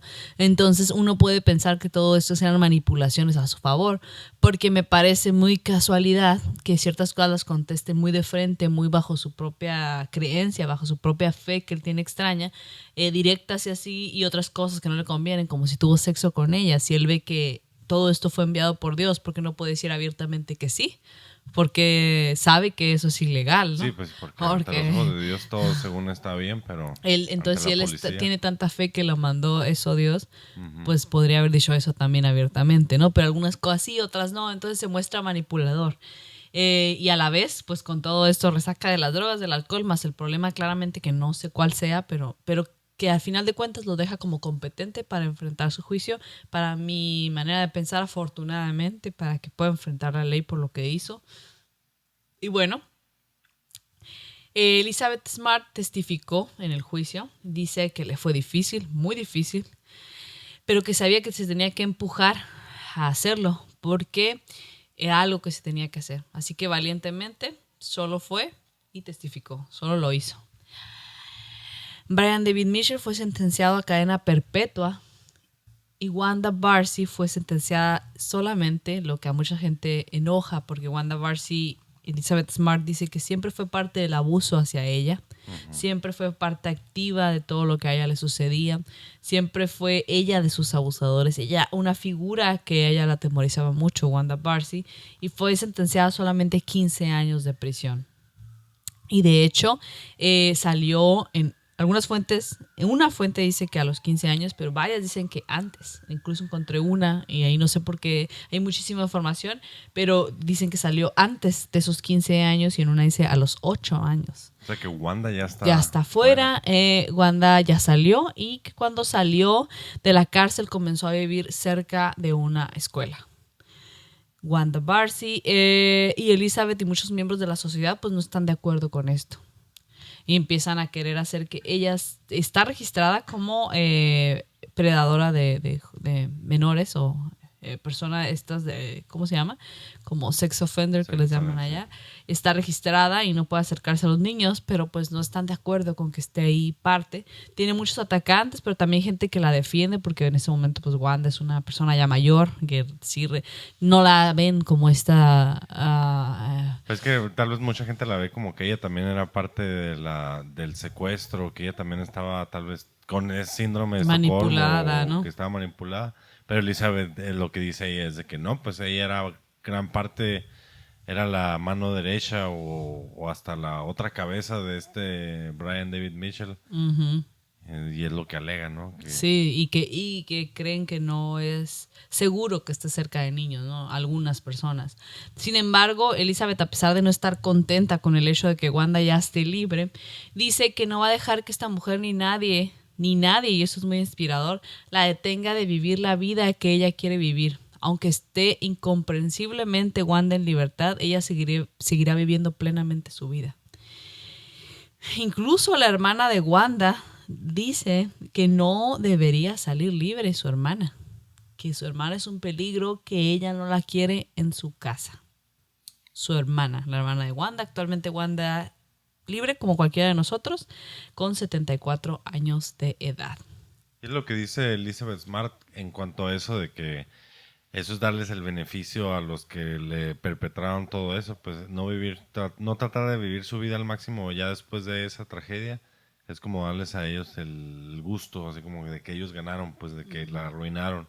El chiste es como que sobrepasar eso, enfrentarlo, sobrepasarlo y tratar de ser lo mejor que puedas con tu vida después de eso, ¿no? Exactamente. No darles el beneficio. Exactamente, y qué buen punto tocas ahorita para pasar a lo siguiente, como dice esa frase medio famosa que a mí siempre me ha gustado mucho, que la mejor venganza es una vida feliz.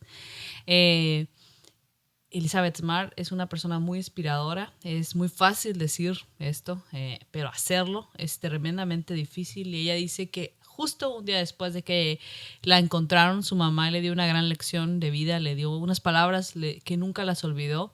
Le dijo, lo que te pasó es horrible, es incomprensible y es una tragedia, ¿no? Que nos pasó, que te pasó a ti, nos pasó como familia. Y no se puede cambiar. Y no se puede cambiar. Estas personas no debieron hacer esto, tomaron decisiones que afectaron terriblemente tu vida, pero tú no puedes darles ni un minuto más de tu existencia. Tú debes seguir adelante, buscar todo para vivir plenamente y sanar, porque tú no puedes permitir que ellos sigan controlándote. Tú debes, la mejor manera de desatarte de ellos es desatar esos sentimientos y seguir adelante con tu vida. No les des un minuto más, no sigas en cautiverio y decide vivir tu vida. Dice Elizabeth que en base a esto ha decidido mantener su vida en la línea con este consejo y se ve. Elizabeth Marr actualmente es una activista por los derechos de los sobrevivientes y de las personas víctimas de diferentes abusos, actualmente desaparecidos y con problemas como los que ella tuvo. Ella apoya a sobrevivientes de secuestro, de abusos, de violaciones, con confianza, tiene una voz poderosa, confiada, segura. Es una mujer actualmente casada con 3 hijos, felizmente casada, se reporta. Ella comienza a haber trabajado en sus problemas y su trauma para poder seguir adelante y escogió seguir con una vida de servicio a los demás.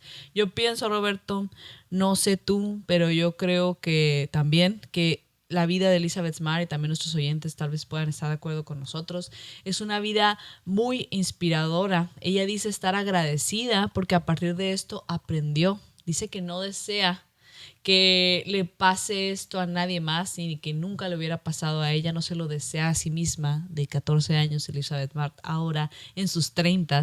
No hubiera deseado que eso le pasara a ella ni a nadie más, pero dice que ahora tiene otra perspectiva de la vida, le amplió la perspectiva de la vida y tiene una empatía más alta por otras víctimas, por otros sobrevivientes y personas que están pasando por los problemas que ella está pasando. Y se ve que tiene o sea, buena actitud. Si la ves hablando, que puedes encontrar varias entrevistas y TED Talks de Exacto. ella contando esa historia. Como que no lo quiso dejar nomás ahí, sino que lo superó. O lo está superando. Está todavía, me imagino, con cosas tratando las enfrenta todos los días. pero se ve que ella lo afronta y lo cuenta su historia y lo cuenta así como ella dice, pues crudo, dice lo que dice, el primer día me violó y me violaba todos los días y a veces más de una vez. Esta otra persona también me hacían cosas horribles, me hacían esto, me drogaban.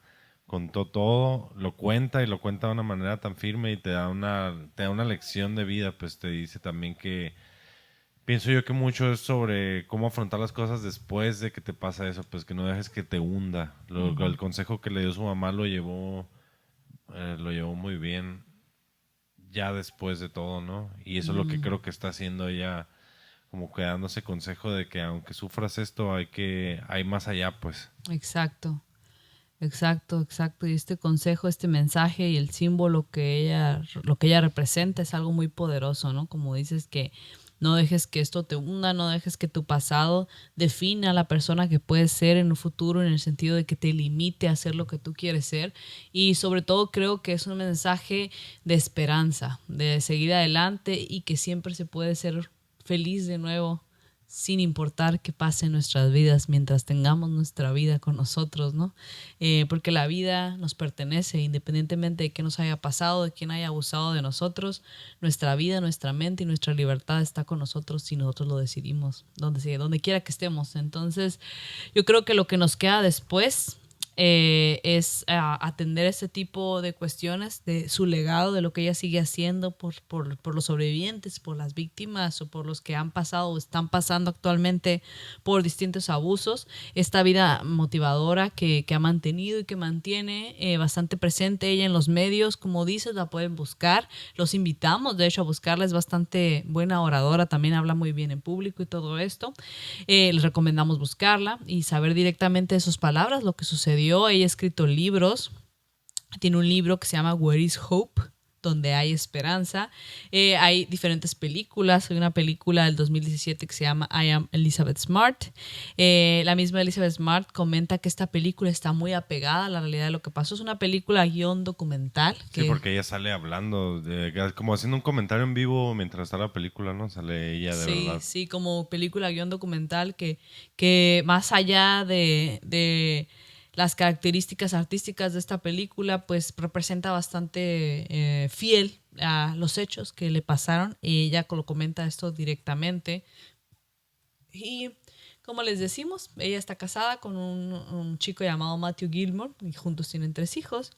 Entonces, además de comentarles que este mensaje es muy poderoso, que esta es la primera vez que atendemos un caso así, que era importante para nosotros y es importante hablar de diferentes tipos de casos. No todos terminan en muerte, no todos terminan en alguien desaparecido para siempre y alguien que desgraciadamente pierde la vida. Tal vez aquí termina con alguien que encuentra un nuevo motivo, una nueva vocación y que se vuelve alguien vital para rescatar a otra gente, ¿no?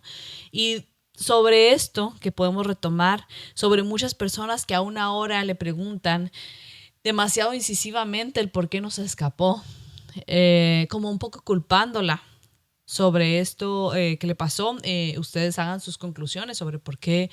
Yo, a lo mejor muchas de estas personas no malintencionadamente, pero sí creo que es importante mencionar. Para mí es importante mencionar que yo creo que no deberíamos y que no se puede juzgar a una persona que vive algo así. O sea, uno no puede entender lo que es vivir una situación así. Sin embargo, ella sobrevivió. No podemos saber si nosotros sobreviviríamos a algo así, y menos con la calidad de humano en el que ella se convirtió. Y yo no creo que lo que haya que sacar de esto sea preguntarnos por qué no escapó, por qué no lo hizo así, porque es muy fácil desde fuera.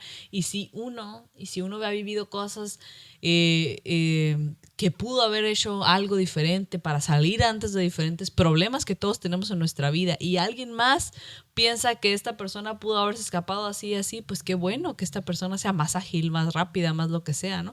Pero yo no tengo claro que yo podría haberlo hecho mejor que Elizabeth Marr. Para mí, mi corazón está en el respeto y en la inspiración que ella se vuelve para la vida de nosotros en el día a día. Pues me gustó mucho tu conclusión. Yo también creo que termino de admirar a Elizabeth Smart por lo que hizo, por lo que vivió y cómo lo siguió afrontando después de que pasó eso. Yo también pienso que no es nada fácil ponerse en sus zapatos y tratar de decir lo que debió haber hecho o no, porque como dices, nadie sabe más que ella y lo que ella sintió, lo que ella vivió.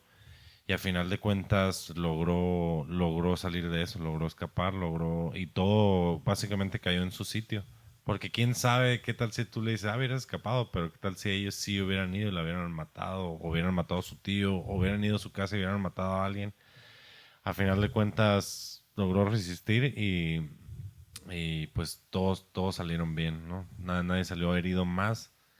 Y pues sí, la verdad, sí está muy admirable ella, su historia y cómo continúa su vida.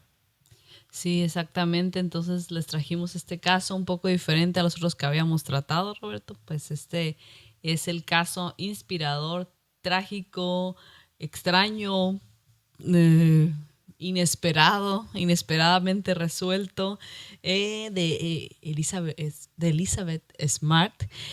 No sé si quieras comentar algo más, si quieras decirles a nuestros oyentes que el siguiente caso, cómo va a estar el asunto, este pequeño anuncio que les vamos a hacer.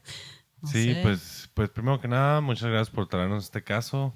Y lo que hemos estado platicando, el siguiente caso va a ser un episodio como tú has estado narrando todos, en realidad. Las líneas del tiempo principales. El siguiente yo me voy a aventar la investigada, la narración. ¿Qué opinan, Y al oyentes? parecer va a ser el caso. Bueno, yo lo elegí porque tengo una cierta fascinación. Pero no nos vas a dejar con el ese misterio, les vas caso. a decir cuál es, ¿no? No, mejor lo voy a ahorrar. Pero es un caso en el que yo le tengo cierta fascinación. Porque yo antes no era tan true crime hasta que me empezaste tú a llevar por ese lado. Pero esta historia tú me lo trajiste a mí mí me ha más. fascinado desde niño. Me ha parecido, o sea, es un caso ya viejillo. Ujú. Ya que yo desde niño lo presencié en la televisión. También altamente mediático, de Entonces hecho. la siguiente semana tendremos eso. Así que para que me tengan paciencia ahí en mi narración. Va a estar espectacular. Y pues por ahora, gracias por haber escuchado este programa. Muchas gracias. Por escuchar los demás programas que ahí están disponibles en Spotify y en YouTube. Ya tienen con qué picarse de irse uno tras otro. Binge Listening. binge listening. Ahí tienen ya varios Escuchar episodios. uno tras otro y volverse adictos a escucharnos y que esperemos les guste y nos comenten. Si es un caso que ya hablamos, que quieran comentar de alguno anterior, de este nuevo, O de lo que opinan, alguno nuevo. recomendarnos algunos que les guste que cubramos, pero sí les anunciamos que además de que el siguiente lo va a llevar Roberto y que va a estar súper chilo este cambio, este giro, va a estar muy interesante, muy divertido. Tenemos varios ya en la lista que vamos a tratar en diferentes partes del mundo, diferentes tipos de casos, así que no se preocupen, hay crónicas siniestras para rato. Por lo pronto estamos en el episodio 7 de la temporada 1. Roberto, pues nos despedimos. Un gusto estar aquí a tu lado de nuevo. Igual. Y un gusto estar con todos nuestros oyentes. Y pues nos vemos el próximo martes de Crónicas Siniestras. Nos vemos, síganos. Si conocen a alguien que les gusta el True Crime, que les gustan los podcasts, compártanselos y déjenselos ahí para que lo escuchen. Nos ayuda muchísimo a seguir creando y creyendo en nosotros mismos. Muchas gracias a todos. Nos vemos el próximo martes. Hasta el próximo martes. Adiós. Cuídense mucho. Radio Navajo.